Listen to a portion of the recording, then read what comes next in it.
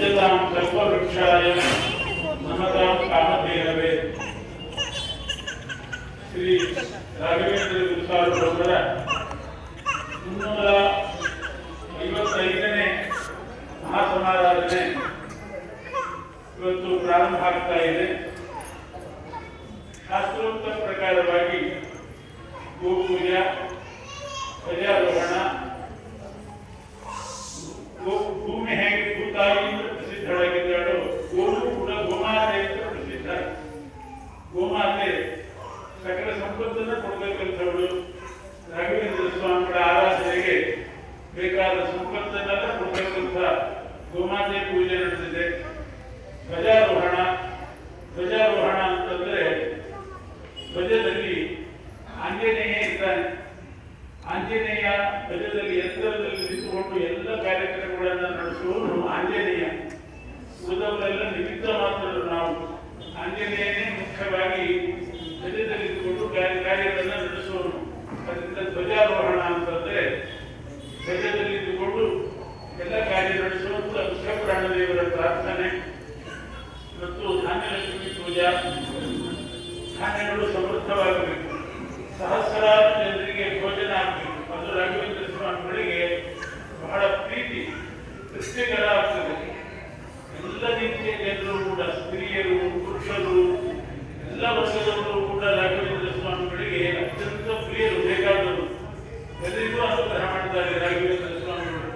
ಆದ್ದರಿಂದ ರಾಯರ ಪ್ರೀತಿಗೋಸ್ಕರವಾಗಿ ಯಾವ ಭೇದವೂ ಕೂಡ ಇಲ್ಲದೇನೆ ಎಲ್ಲರಿಗೂ ಅನ್ನದಾನ ನೀಡಬೇಕು, ರಾಘವೇಂದ್ರ ಸ್ವಾಮಿಗಳ ಪ್ರಸಾದ ಮುಟ್ಟಬೇಕು.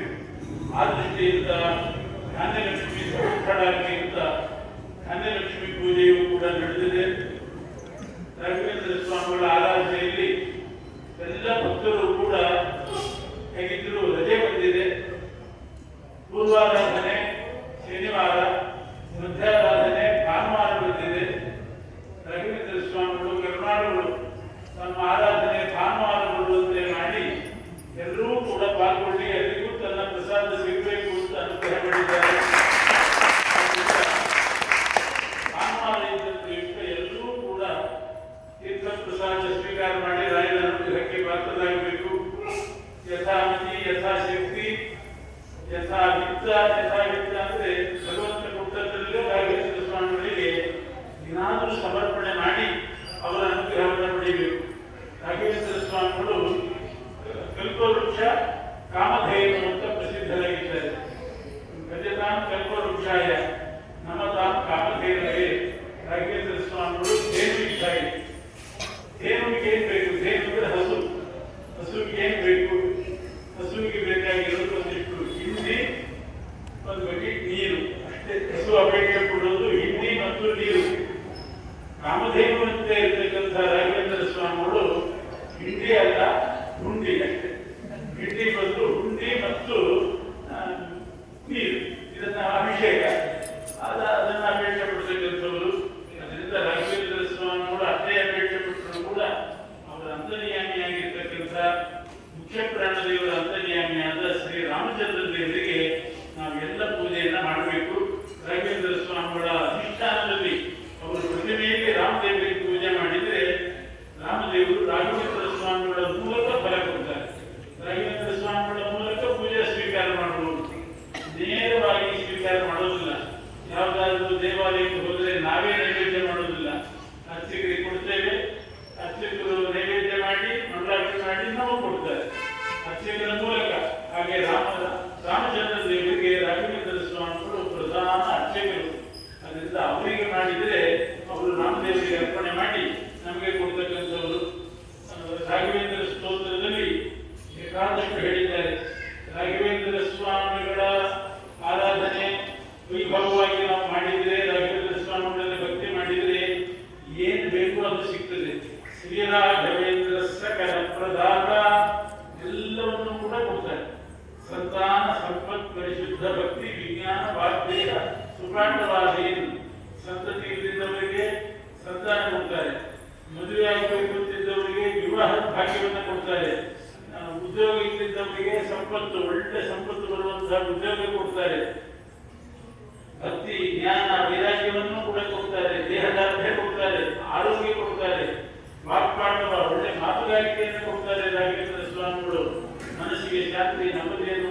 ಮಾಡಿರುವಂತ ವ್ಯಕ್ತಿತ್ವ ರಾಘವೇಂದ್ರ ಸ್ವಾಮಿಗಳದ್ದು. ಈಗೆಲ್ಲ ಅಪ್ಪಣಾಚಾರ್ಯರು ರಾಯರ ಸ್ತೋತ್ರದಲ್ಲಿ ವರ್ಣನೆ ಮಾಡಿದ್ದಾರೆ. ಇದೆಲ್ಲವೂ ಕೂಡ ಸರಿಯಾಗಿದೆ ವರ್ಣನೆ ಮಾಡಿದ್ದು ಅಂತ ರಾಘವೇಂದ್ರ ಸ್ವಾಮಿಗಳು ತಮ್ಮ ಸಮ್ಮತಿಯನ್ನು ಸೂಚಿಸಿದ್ದಾರೆ. ಸಾಕ್ಷಿ ಹಯ ಸ್ತೋತ್ರ ಹೀಗೆ ಅಂತ ಕೊನೆಗಿದೆ. ಅಪ್ಪಣಾಚಾರ್ಯರು ಈ ಸ್ತೋತ್ರದಲ್ಲಿ ಏನೇನು ಫಲ ಸಿಗ್ತದೆ ಅಂತ ಹೇಳಿದ್ದಾರೆ. ಸಾಕ್ಷಿ ಹಯ ಸ್ತೋತ್ರ ಹೀಗೆ, ಅದಕ್ಕೆ ನಾವು ಈಗ ಉಪಾಸನೆ ಮಾಡ್ತಾ ಇರುವಂತಹ ಹಯಗ್ರೀವ ದೇವರೇ ಸಾಕ್ಷಿಯಾಗಿದ್ದಾರೆ ಎಂದು ರಾಘವೇಂದ್ರ ಸ್ವಾಮಿಗಳು ಹೇಳಿದ್ದಾರೆ. ಆ ಮಾತಿನ ಮೇಲೆ ವಿಶ್ವಾಸ ಬೇಕು ನಮಗೆ. ರಾಯರ ಮೇಲೆ ವಿಶ್ವಾಸ ಇಟ್ಟು ಇದರಲ್ಲಿ ಹೇಳಿದ ಫಲ ಸಿಗ್ತದೆ ಅಂತ ಹೇಳಿದ್ದಾರೆ. ಯಥಾಶಕ್ತಿ ಏನಾಗ್ತದೋ ಸಂಪತ್ತಿದ್ದವರು ಸಂಪತ್ತು, ದೇಹಬಲ ಇದ್ದವರು ಪಡಿಸೋದು, ನಾನಾ ಜನರಲ್ಲಿ ರಾಘವೇಂದ್ರ ಸ್ವಾಮಿಗಳ ಪ್ರೀತಿ ಇರ್ತದೆ. ಅವರಿಗೆ ಶುಶ್ರೂಷೆ ಏನು ಸಾಧ್ಯವೋ ಆ ಸೇವೆ, ಅಳಿಲು ಸೇವೆ ಇರ್ತಾರೆ. ಅಳಿಲಿಗೆ ಏನಿತ್ತು? ರಾಮದೇವರು ಸೇವೆ ಮಾಡಲಿಕ್ಕೆ ಏನು ಶಕ್ತಿ ಇತ್ತು? ಒಂದು ಕಲ್ಲು ತಂದು ಹಾಕುವ ಯೋಗ್ಯತೆ ಅಳಿಲಿದ್ದಲ್ಲ. ಆದರೂ ಕೂಡ ಅಳಿಲು ಕಪಿಗಳು ತಂದು ಸಮುದ್ರಕ್ಕೆ ಕಲ್ಲು ಹಾಕ್ತಾ ಇದ್ರೆ ಆ ಅಳಿಲು ಎರಡು ಕಲ್ಲಿನ ಮಧ್ಯದಲ್ಲಿ ಮರಳು ಜಾಡಿಸಿ ಹೋಗ್ತಾ ಇತ್ತು. ಸಮುದ್ರದಲ್ಲಿ ಮುಳುಗೋದು, ಮರಳಿನಲ್ಲಿ ಹೊರಡಾಡೋದು, ಮೈಗೆಲ್ಲ ಮರಳು ಹತ್ತಿದ್ರೆ ಎರಡು ಕಲ್ಲಿನ ಮಧ್ಯದಲ್ಲಿ ಬಂದು ಜಾಡಿಸಿ ಹೋಗ್ತಿತ್ತು. ಆ ಮರಳಲ್ಲೇ ನಿಂತಿದ್ದಿಲ್ಲ, ಸಮುದ್ರಕ್ಕೆ ಇಳಿತಿತ್ತು.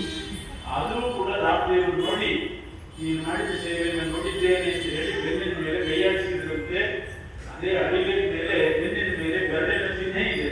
ಇವತ್ತಿಗೂ ಕೂಡ ಯಾವುದೇ ಅಳಿಲು ನೋಡಿದ್ರು ಬೆರಳ ಚಿಹ್ನೆ ಇದೆ ಬೆನ್ನಿನ ಮೇಲೆ. ರಾಮದೇವರು ಬೆರಳಿನ ಚಿಹ್ನೆ ಮಾಡಿದ್ದಾರೆ.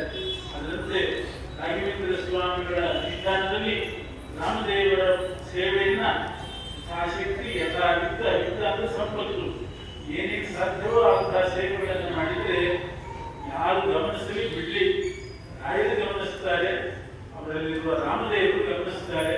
ಅವರು ಅಳಿಲಿಗೆ ಬೆನ್ನಿನ ಮೇಲೆ ಕೈ ಇಟ್ಟರು, ಇಲ್ಲಿ ಸೇವೆ ಮಾಡಿದವರಿಗೆ ಬೆನ್ನಿನ ಮೇಲೆಲ್ಲ ತಲೆ ಮೇಲೆ ಕೈ ಇಟ್ಟು ಕೂಡ ಆ ಸ್ತೋತ್ರದಲ್ಲಿ ಹೇಳಿದಂತೆ ರಾಯರು ಸಾಕ್ಷಿ ಹಯ ಸ್ತೋತ್ರ ಹೀಗಿಂತ ಹೇಳಿದ ಮಾತಿನಲ್ಲಿ ವಿಶ್ವಾಸ ಇಟ್ಟು ರಾಯರ ಸೇವೆಯನ್ನ ಎಲ್ಲರೂ ಕೂಡ ಮಾಡಬೇಕು. ಶಾಂತಚಿತ್ತರಾಗಿ, ಸಣ್ಣ ಜಾಗ, ಆದರೂ ಕೂಡ ಎಲ್ಲಿಗೂ ಕೂಡ ತೀರ್ಥ ಪ್ರಸಾದಕ್ಕೆ ವ್ಯವಸ್ಥೆ ಇಲ್ಲೇ ಪಕ್ಕದಲ್ಲೇ ಸ್ವಲ್ಪ ಒಂದು 10 ಹೆಜ್ಜೆ ಹೋದರೆ ಅಲ್ಲಿ ಒಂದು ಮೆಟ್ಟಿದೆ. ಆ ಮೆಟ್ಟಿಲಲ್ಲಿ ಕೂಡ ದೊಡ್ಡ ಭವನ ಇದೆ. ಸರ್ಕಾರದವರು ಕಟ್ಟಿದ್ದು ಯೋಗ ಇನ್ಸ್ಟಿಟ್ಯೂಟ್ ಅಂತ ಒಂದು ಭವನ ನಿರ್ಮಾಣ ಆಗಿದೆ. ಒಳ್ಳೆ ಭವನ, ನೆಲ ಎಲ್ಲ ಒಳ್ಳೆ ಕಲ್ಲು ಹಾಕಿ ಅದ್ಭುತವಾದಂತಹ ಭವನ. ವಿಶಾಲವಾಗಿ ಕೂತ್ಕೊಂಡು ಊಟ ಮಾಡಬಹುದು. ಎಲ್ಲಿಗೂ ಕೂಡ ತೀರ್ಥ ಪ್ರಸಾದ ವ್ಯವಸ್ಥೆ ಕಾರ್ಯಕರ್ತರು ಹಾಗೆ ಮಾಡಿದ್ದಾರೆ. ಇನ್ನು ಅವಸರಿದ್ದವರಿಗೆ ಬೇಗ ಹೋಗಬೇಕು ಅಂತ ಅನ್ನೋರಿಗೆ ಇಲ್ಲೇ ಎದುರುಗಡೆ ಇಂದಿರಾ ಕ್ಯಾಂಟೀನ್ ಅಂತಿದೆ. ಅಲ್ಲಿಯೂ ಕೂಡ ರಾಘವೇಂದ್ರ ಸ್ವಾಮಿಗಳ ಪ್ರಸಾದ ವಿತರಣೆ ಆಗ್ತದೆ. ಆದರೆ ಅದು ಅಡಿಕೆ ತಟ್ಟೆಯಲ್ಲಿ ಕೊಡ್ತಾರೆ. ಆ ಪ್ರಸಾದವನ್ನು ಸ್ವೀಕಾರ ಮಾಡಿದ್ರು ರಾಯರ ಅನುಗ್ರಹ ಮಾಡ್ತಾರೆ. ಹೀಗೆ ಎರಡು ಕಡೆ ಪ್ರಸಾದ ವಿತರಣೆ ವ್ಯವಸ್ಥೆ ಮಾಡಿದ್ದಾರೆ. ನೀರಿನ ವ್ಯವಸ್ಥೆ ಎಲ್ಲವೂ ಕೂಡ ಉಂಟು.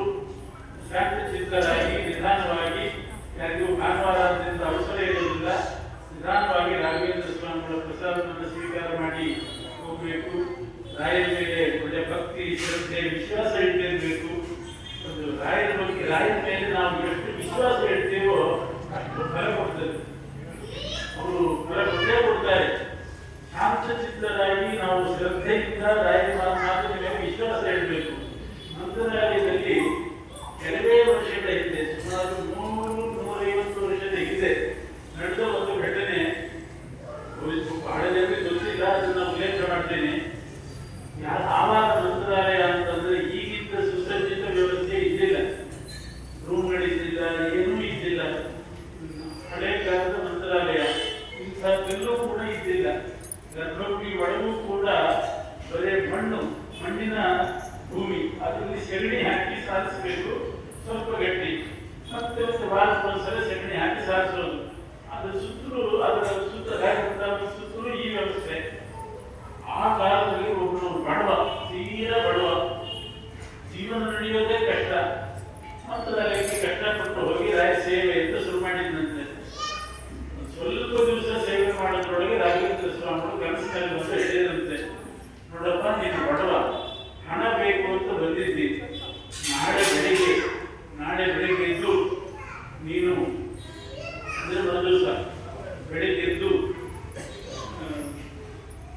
ಅರ್ಚಕರು ಬಂದು ರಾಘವೇಂದ್ರ ಸ್ವಾಮಿಗಳ ಗರ್ಭಗುಡಿ ಬಾಗಿಲು ತೆಗೆಯುವಾಗ ಅಲ್ಲಿ ನಿಂತ್ಕೊಂಡಿರು ಬಾಗಿಲು ತೆಗೆದುಕೊಂಡ್ರೆ ನಿನಗೆ ಏನು ಕಣ್ಣಿಗೆ ಬೀಳುತ್ತದೋ ಅದನ್ನು ತಗೊಂಡು ಹೋಗು. ದೊಡ್ಡ ಶ್ರೀಮಂತನಾಗ್ತಿ ರಾಘವೇಂದ್ರ ಸ್ವಾಮಿಗಳು ಹೇಳಿದ್ರಂತೆ. ಇದು ಕಲಿಸ್ಬೇಕು, 2-3 ಸಲ ಕಲಿಸ್ಬೇಕು. ಇದ್ರೆ ಅಲ್ಲೇನು ಸಿಗ್ತದೆ ಅದನ್ನು ತಗೊಂಡು ಹೋದ್ರೆ ರಾಯರು ಪ್ರಸಾದ ಅಂತ ನಾವು ತಗೊಂಡು ಹೋಗ್ಬಾರ್ದು. ಆ ರಾಯರೇ ಹೇಳಿದ್ರು. ಆಮೇಲೆ ಒಬ್ಬ ಆಫೀಸರ್ ಹತ್ರ ಹೋಗಿ ಅರ್ಚಕರ ಹತ್ರ ಹೋಗಿ ಈ ಕನಸು ಬಿದ್ದಿದೆ ಸ್ವಾಮಿ, ನಾಳೆ ದಿವಸ ನಾನು ಬೆಳಿಗ್ಗೆ ಇಂಥ ದಿವಸ ಅಂತ ಹೇಳಿದ್ದಾರೆ ರಾಯರು, ನಾಳೆ ದಿವಸ ಬೆಳಗ್ಗೆ ಬಂದು ನಿಲ್ತೇನೆ, ಏನ್ ಸಿಗ್ತದೋ ತಗೊಂಡು ಹೋಗ್ತೀನಿ ಕಾಗದ. ಇದು ರಾಯರ ಆಜ್ಞೆ ಆಗಿದೆ ಅಂತ ಹೇಳಿದ. ಎಲ್ಲರೂ ಒಪ್ಪಿದ್ರು, ರಾಘವೇಂದ್ರ ಸ್ವಾಮಿ ಆಜ್ಞೆ ಅಂತ ಎಲ್ಲರೂ ಒಪ್ಪಿದ್ರು. ಆದ್ರೆ ಅವರೆಲ್ಲ ಸೇರಿ ಮೀಟಿಂಗ್ ಮಾಡಿ ಒಂದು ಉಪಾಯ ಮಾಡಿದ್ರು. ಗರ್ಭವತಿಯಲ್ಲಿ ಏನೂ ಇಡೋದು ಬೇಡ ಅಂತ, ಇದ್ರೆ ಭಗವಂತ ಸಿಗೋದು ತಗೊಂಡು ಹೋಗೋದು. ಕವಚ ಇರಲಿಲ್ಲ, ಮತ್ತೆ ಪ್ರತಿಮೆ ಇರಲಿಲ್ಲ, ಹರಿಯಾತ್ರೆ ಇರಲಿಲ್ಲ, ನಮಗೆ ಸಾರಿ ಇರಲಿಲ್ಲ, ವಸ್ತ್ರನೂ ಇರಲಿಲ್ಲ. ಎಲ್ಲ ತಗೊಂಡು ಹೋಗಿ ಮನೆಗೆ ಇಟ್ಕೊಂಡಿದ್ದು ಮತ್ತು ಸತ್ತು ಪೂಜೆ ಮಾಡಿದ್ದಾರೆ ಅಂತ.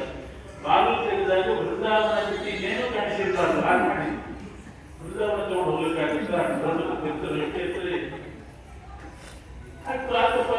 ಹೇಳಿದ್ರು. ಒಂದು ದಿವಸ ಇವತ್ತು ಬೆಳಗ್ಗೆ ಎದ್ದು ಹೋದ. ಅವರೆಲ್ಲರೂ ಬಂದು ಬಾಗಿಲು ತೆಗೆದ್ರು. ಏನಿದೆ ನೋಡಿದ್ರೆ ಏನಿಲ್ಲ, ಬರೇ ವೃಂದಾವನ ಮಾತ್ರ. ಅದು ಮಣ್ಣಿನ ಭೂಮಿ, ಸಗಣಿ ಜಾಸ್ತಿ ಇತ್ತು.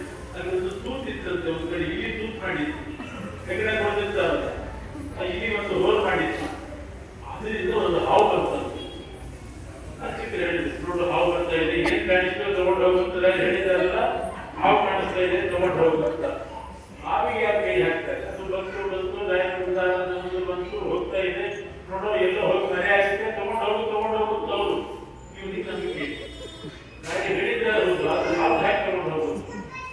ಅದಾಗಿ ಮಾತಿನ ಮೇಲೆ ವಿಶ್ವಾಸದಿಂದ ಧೈರ್ಯನೂ ಸಾಗಲಿಲ್ಲ.